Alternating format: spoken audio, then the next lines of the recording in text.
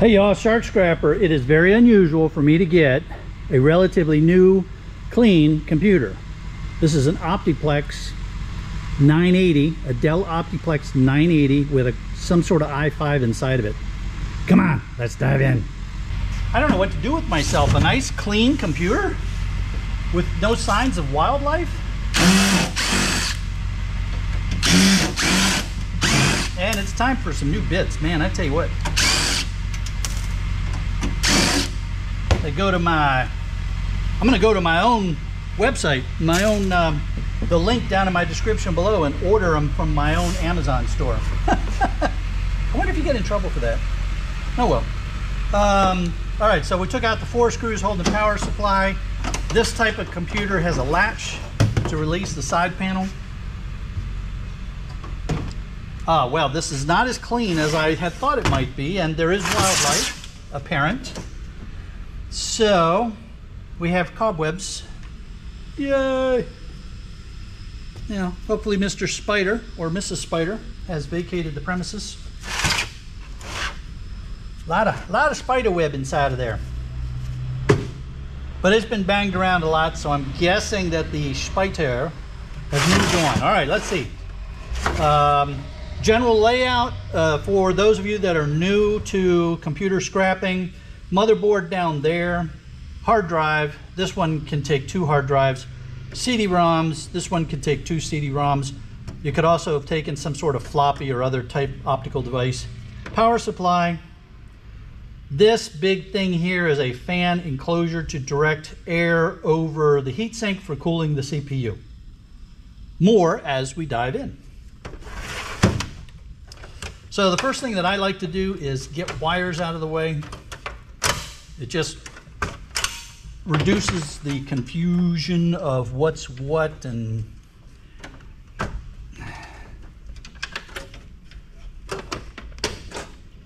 after you've done some computers enough, you'll start to recognize some similarities. So this layout of this Dell is very similar to the layout of the older models of the Dells.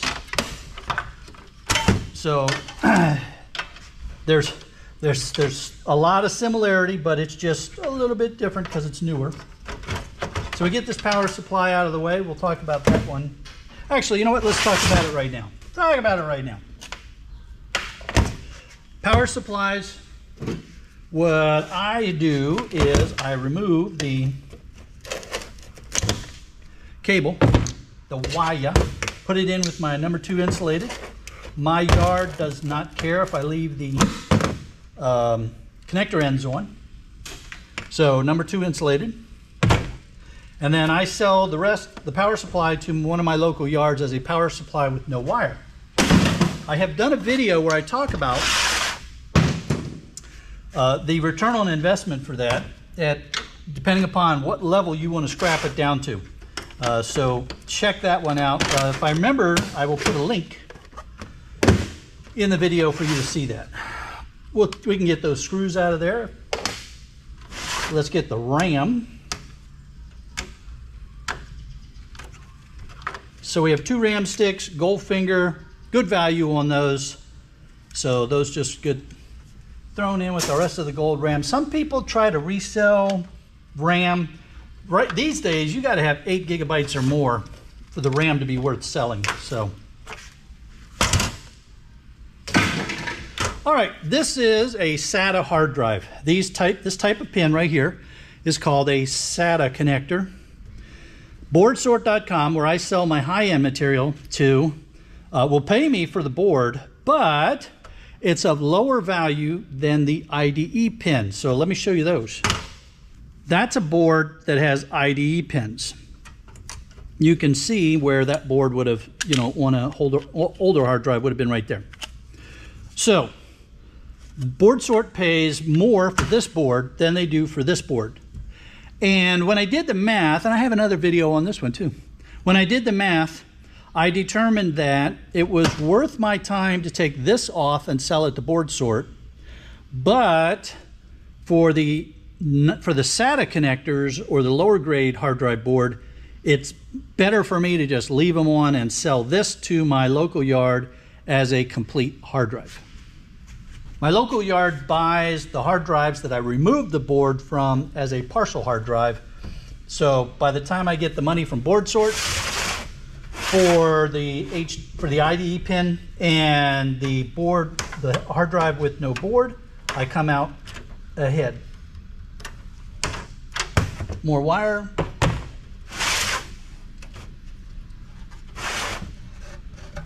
Yep. This cable, when you see these kind of colors, that's probably the power to the fan. I'm going to cut it, but we'll probably get more of it out of there here in a little bit. All right, now we're going to get the fan enclosure out of the way.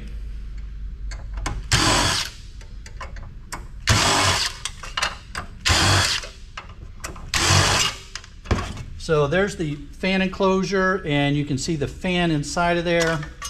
So we'll pop that out, and we'll get the motor out of that in a little while. This metal is going to go back in as shred. Now we're going to get the heatsink.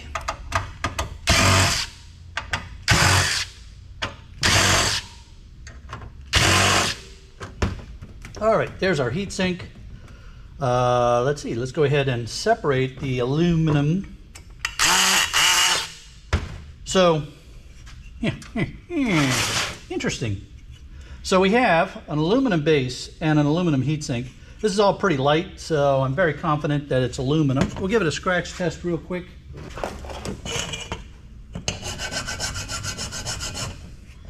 Yeah, that's aluminum. I was pretty certain anyway, because it's so lightweight.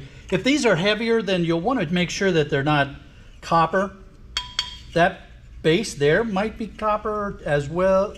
Probably not, but let's get it separated first. Anytime you have a screw going, a ferrous screw going into aluminum, it's probably going to be locked up. And the best way to get those loose is to use a hand tool, your hand screwdriver, and you can give it a little tightening motion and then an untighten. Sometimes you'll even feel a click.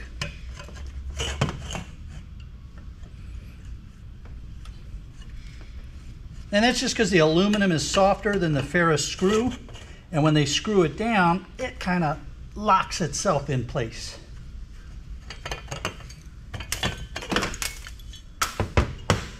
All right. Now, I'll take these ferrous screws out of these. They probably are just going to unscrew.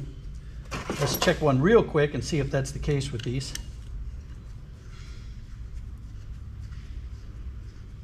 Yeah, so those just unscrewed. So we'll get the ferrous out of here, and that'll go in with my cast aluminum. All right, that's just aluminum, but just to be sure,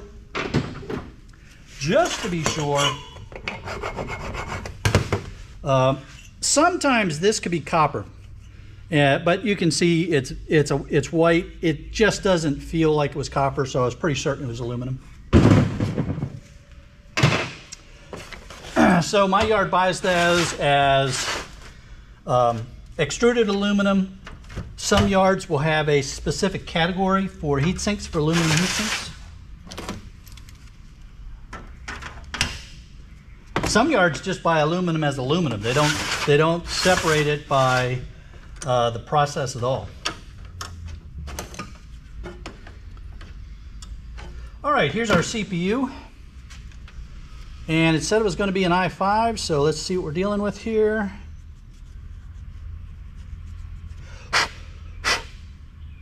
i5, oh man, i5 660, man, there's nothing there. All right, boardsort.com buys i-series CPUs. They do a functional test, and if they're working, they'll pay quite a bit more in some cases than the scrap value. But because this is a first generation i5, there's no value in it other than the scrap value as a pinless CPU. All right, now let's get the motherboard out of here. Now you can see that that this nice long bit that I use does pretty good for these deeper cavities. Sometimes I still need to put an extender on this. in order to get a real straight approach. You can find these on my Amazon store.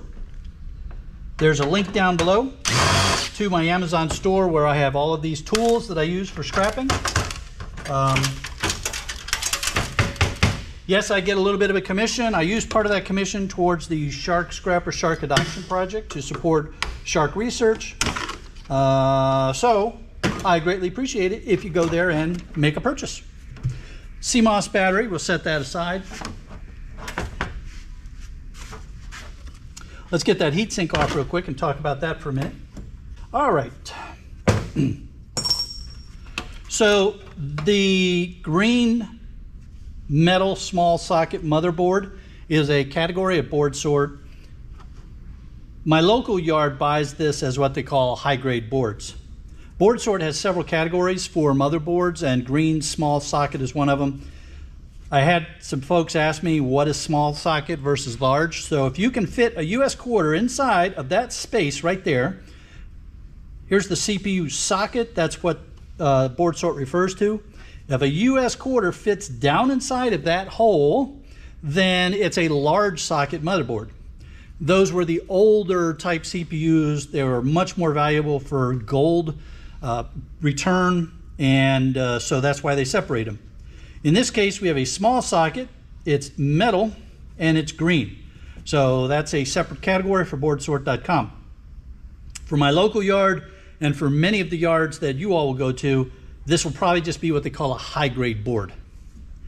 Now, if you have no choice but to depopulate because you don't have a buyer, it's not worth it, whatever, there are some things here that will have some value for you. Don't waste your time on these with the ceramic chip because there's very little gold in there for the home refiner to get after. There are some ICs that you might want to go after. This battery plug has a tiny little bit of gold flashing on it, so you might want to get that. This IC flat pack, you might want to pull that for the gold. There are a couple of BGAs here that you might want to go after. There's an oscillator right there. Some people like to go after those for the silver, but it's a pretty involved process, so I don't know if you want to mess with it. That's about it for stuff to depopulate off this board. Now these aluminum heat sinks here, again, it depends on your yard. My non-ferrous yard just wants me to cut off the metal bracket or the metal holders, clips. Then that can go in with my heat sinks, my aluminum heat sinks. They're not worried about that little bit of metal ferrous contamination. So now we have an empty shell. Oops, a little bit of wire here still. This wire is going to this switch that would shut the computer down if you took the lid off. All right, now our CD-ROM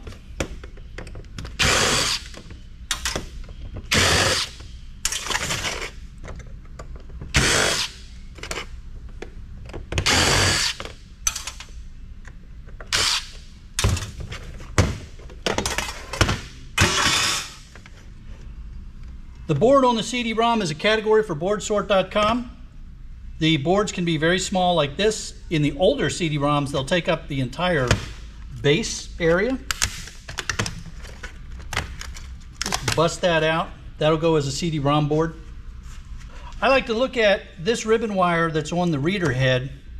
And I don't know if you can see that, but that's gold flashing on there. I keep these. Someday I'm planning on going after that gold. And if all else fails, I'll ship it off to my friend Scrapping Irish in Ireland and let him deal with it. Now, CD-ROMs have 3 motors in them. You have this motor here, which is the one that, I don't know if you can tell from the angle that you're at, but this motor right here is the one that spins the disc. Then you have this motor here, which drives this spindle, which moves the reader head up and down, like that. And then there's another little motor right there, and that's what opens the tray so you can put the CD-ROM in. I normally don't go after that. I'll look at the spindle to see if it's brass, and if it's brass, I'll pull it. In this case, I don't think it's brass, and I would have just left it like this and chucked it in the PC. But for the purposes of this video, let's get this motor off.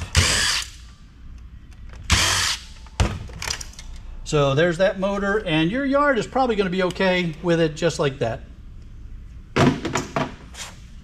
Now the motor that was driving the spindle to move the reader head is going to be 2 screws, and it will have this kind of plate thing here.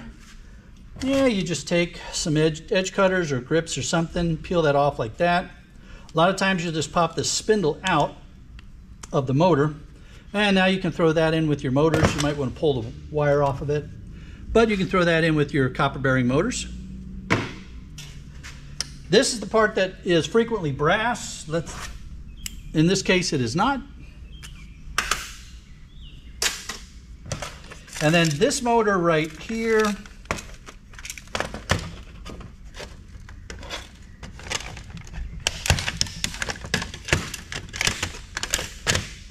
there you go. Bust that off of that brown board. There's that motor. You can put that in with your low grades. And then the rest of this can go into your shell and sell it as shred. Now, some people like to keep the reader eyes. I used to do that. I used to keep those reader eyes, but it's a waste of time. It's just such a waste of time. All right, let's see. You're going back in there.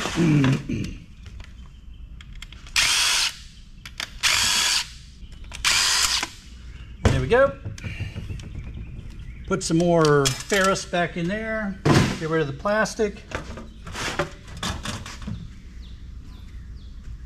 And then we can close it up. And it's real easy with these. You can see here's all these little tabs. Here's all these little holes. There you go. Bingo bango, that's done and ready to go to the shred pile. My yard is really nice about this now. I just cut the arms that hold the motor in place. And now that can go into my small motors.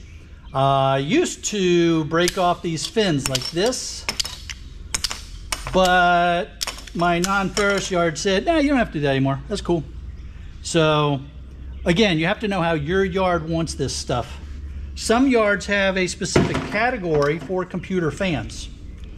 Other yards won't take them at all. So you just have to know what your yard wants you to do. If you want to learn more about how to break down specific computers or computers in general, I have an entire playlist, it's linked right up here, on just breaking down computers and servers, that kind of stuff.